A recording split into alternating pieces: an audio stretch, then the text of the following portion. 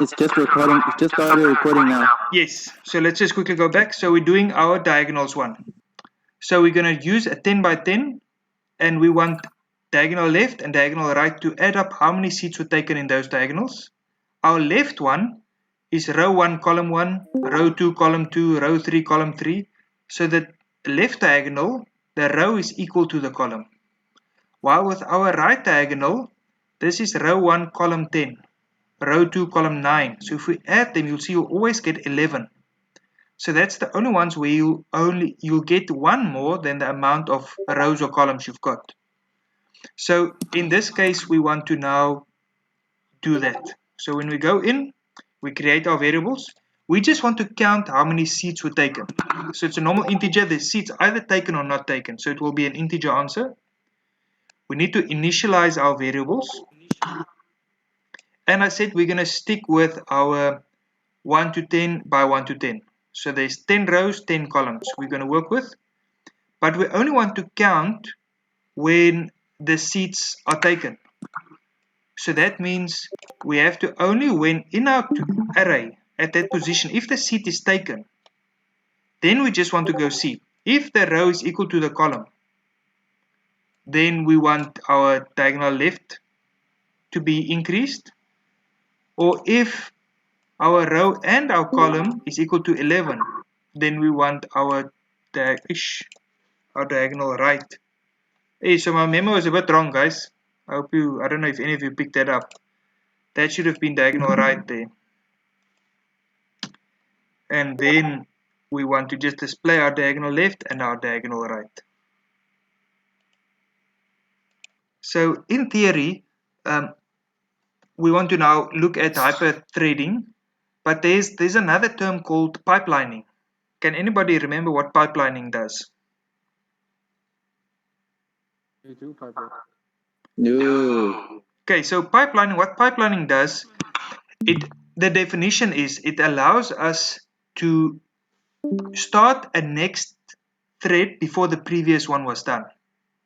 So remember, we've got the machine cycle. In our CPU, there's a machine cycle. Machine cycle, first step, fetch from RAM, then it decodes, then it goes to executing, and then it's transfer back. So those 4 steps. That is the flow of information through the CPU.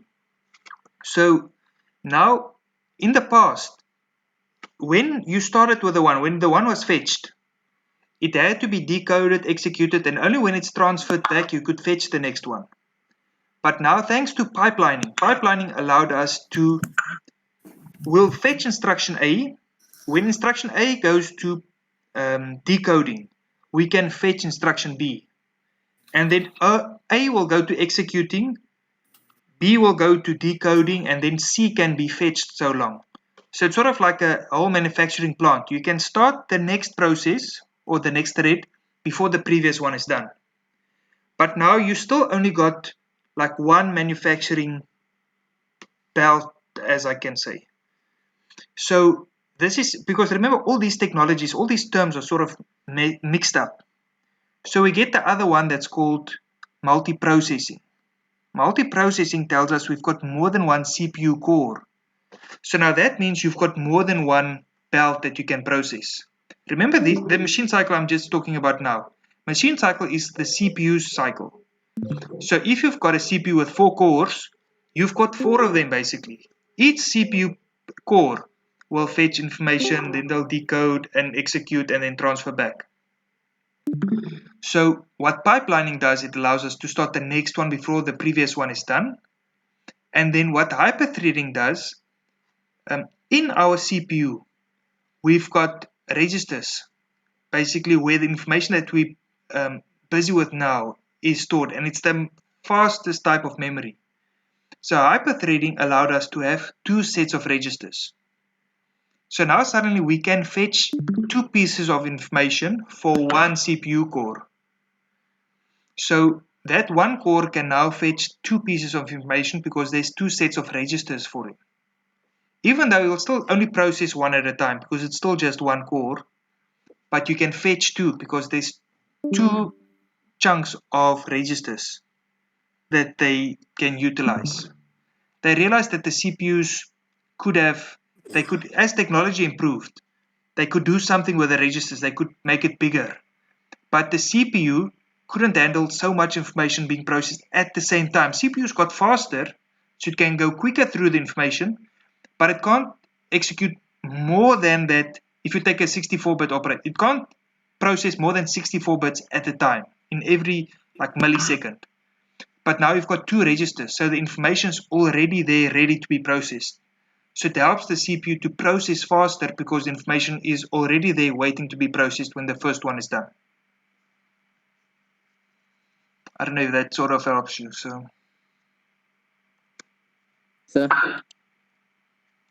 So clock multiplication just tells us that we can now, instead of just sending one piece of information at every clock pulse, we can now send, when the switch is on the right hand side, when the quartz crystal vibrates left and right, and it goes to the right hand side, information can flow.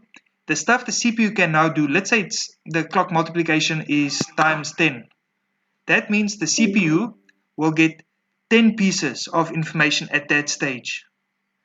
And then when the switch goes to the left again, you will get another 10, while our hard drive would only send one piece of information on the left, and when it goes to the right, only send one piece of information. So the clock multiplication just tells us it's sort of the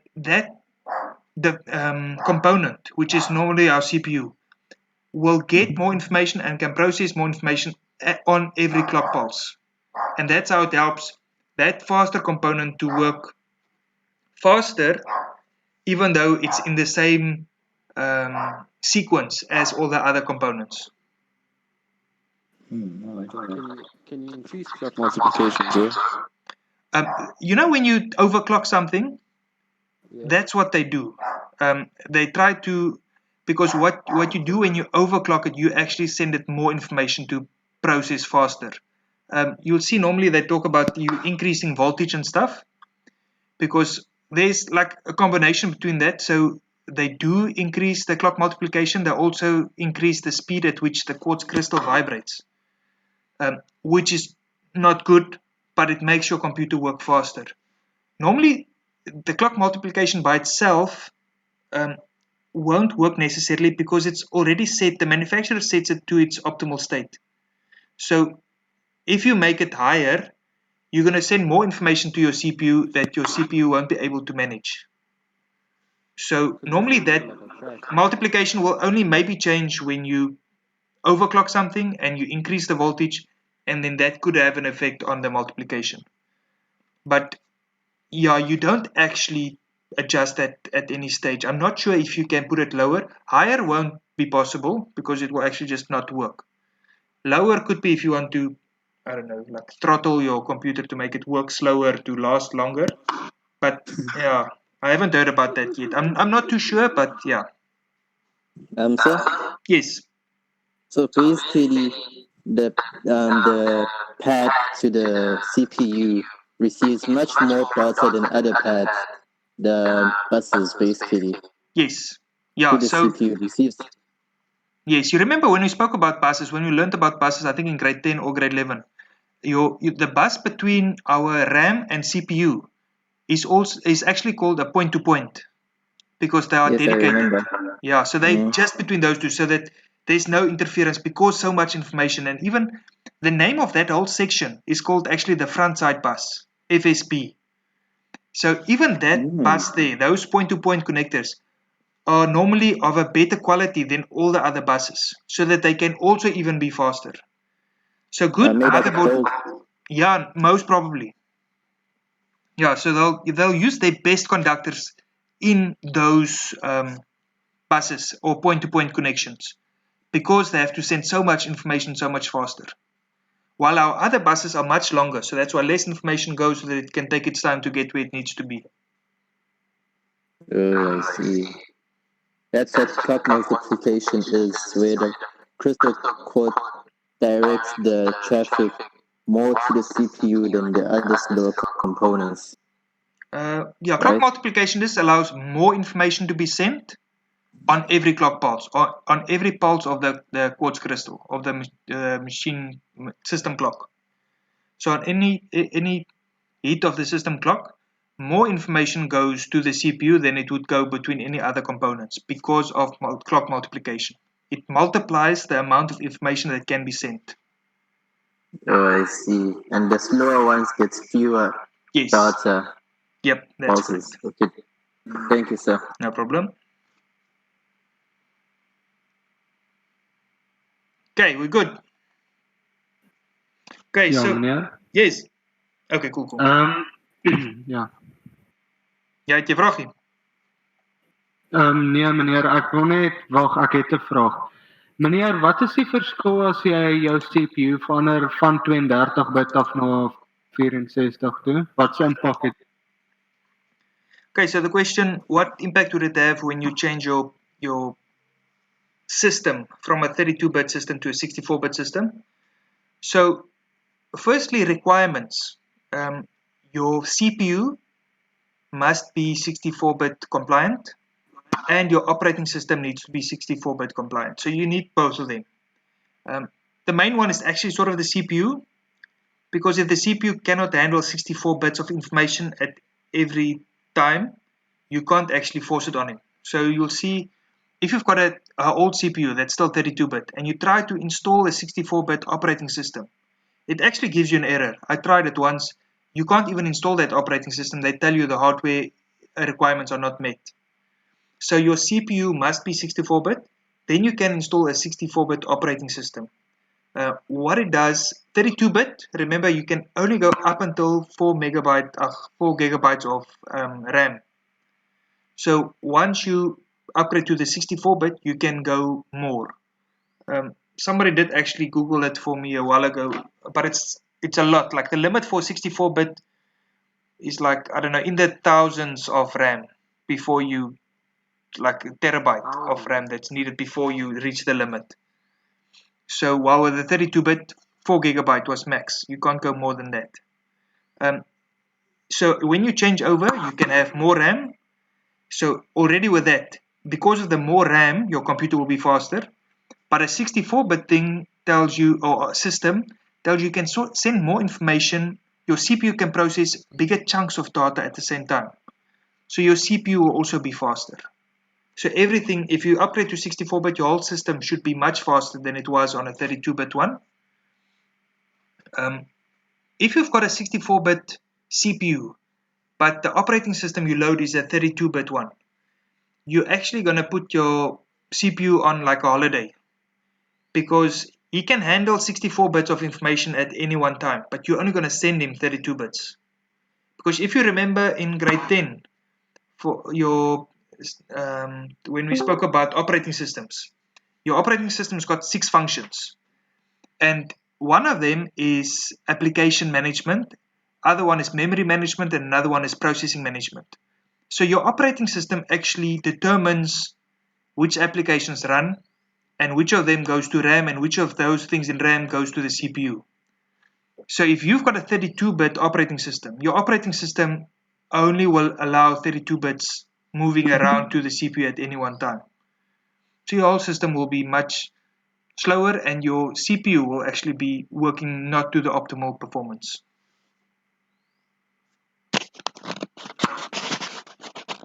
Het jy Marian? Ja meneer, dankie. Okay, cool.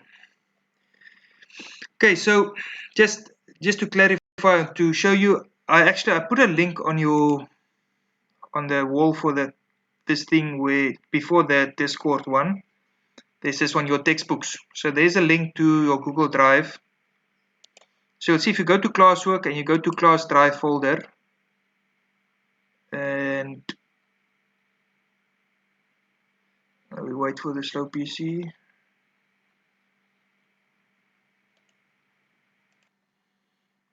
Okay, so we're just going to do the display for the rainfall one. So these are headings right on top. These are 2 for loops.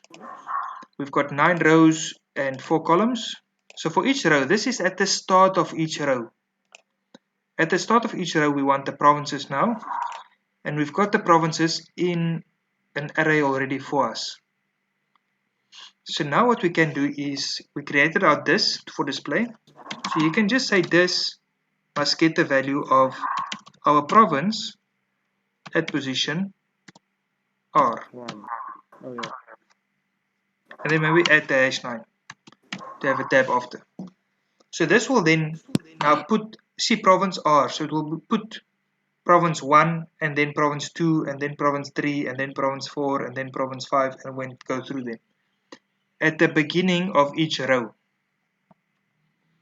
And then what we can do is on the inside, when we start with our values, our this must just become whatever this was plus our array, which is called rain, I think.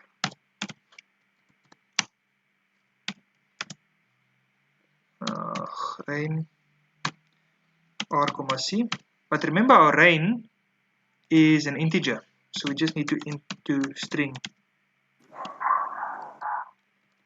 this array, and then we also need our #9 to just have a tab afterwards.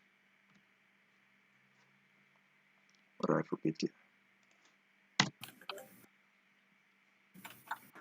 Okay, and then we must just remember, when we're done with all the columns, so if we go through the row and we're done with all the columns, we want to just display so that we can go to the next row. So we just need to redisplay .lines.add our this. And I think this should actually work good. So let's just put it in one of these buttons. Let's do it in the enter button. Just put the display. Play this thing. So Shouldn't you give it a value? click display. There, all of it. Heading on top, that to that, push. Which value were you wondering about? The value for the rain. Yes. Remember, because it's created as a global variable, our values inside will automatically be zeros, the integer. With our movie one and the other booking one, the problem was, because we created global, a string is empty when it starts. And we didn't want empty, we didn't want blank spaces. We wanted to say zeros or O's for open seats. In this case, because it's an integer, there's already zeros inside. That is the basic for an integer as a global variable. So it automatically have zeros already. Okay, and that's our display. I put it in there. 2, 4, 6, 8, 9 provinces, yeah. Okay, any questions on this? Everybody okay? Sir, Yes, Tova. how do you fix the problem where you have a So when you want to display something specific, you can go float to string F for formatting.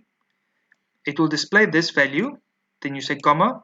The next parameter you need is the type of number it is. If it's currency, you say FF currency.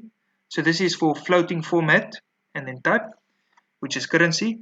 If it's not a currency, if it's just a number, you can say FF control space, and it gives you the option. So you can just choose your general if you want to exponent or whatever you want to choose here.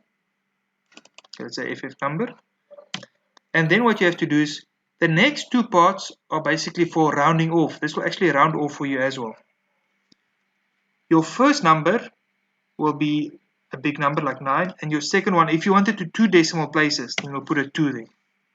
So this will round this number off to 2 decimal places. This 9, if we look at a number, let's say the number 1, 2, 3, 4, 5, comma 1, 2, 3. Okay, so let's say you add that number. This 9 will tell you you only want 9 digits in front. You'll go 1, 2, 3, 4, 5, 6, 7, 8, 9 digits. So we've got one too many digits.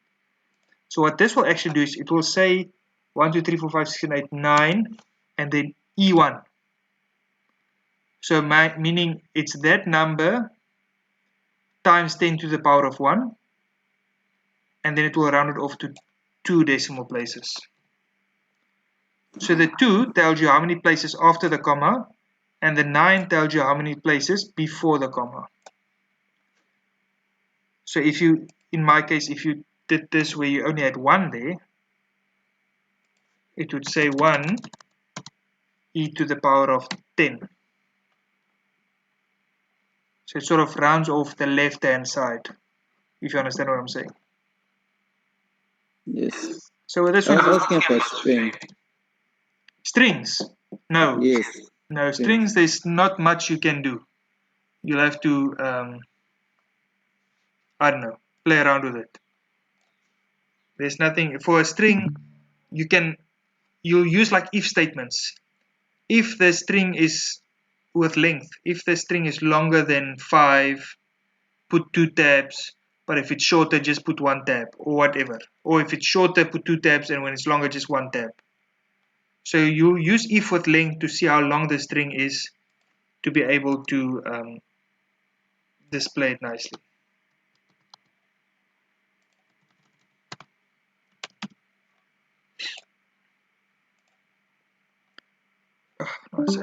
Okay, everybody good?